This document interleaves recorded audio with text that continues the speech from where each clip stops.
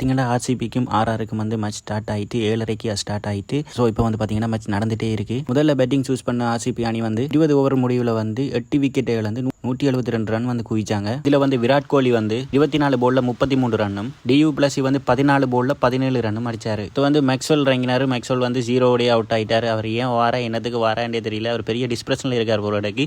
அவர் match வந்தாலும் எந்த மேட்சுமே பெருசாக விளையாடுறாரே இல்லை. அவரை ஏன் இறக்கணும்னே தெரியாமல் இருக்குது. அடுத்த வந்து தினேஷ் கார்த்திக் இறங்கினார். அவரும் பெருசாக விளையாடல, ஏனென்றே தெரியல. ஏன்னா அவர் போன மேட்சும் முதல் மேட்சும் நல்லா விளையாடினார். ஆனால் இந்த மேட்ச் வந்து பெருசாக செய்யலை. அவரும் அங்காளி பக்கம் பார்த்தோம்னா கான் வந்து 4 ஓவர்கள் வீசி 3 விக்கெட்டுகளையும் எடுத்தார். அடுத்த பேட்டிங் செய்ய போகிறாங்க ராஜஸ்தான். 173 அடிச்சு அவங்க செகண்ட் பிளே ஆஃப் மேட்சுக்கு ராஜஸ்தான் போயிடுவாங்க. ஸோ அந்த 173 அடிக்காட்டிக்கு ரோஹித் சேலஞ்சர் வந்து செகண்ட் பிளே ஆஃப் மேட்சுக்கு போயிடுவாங்க.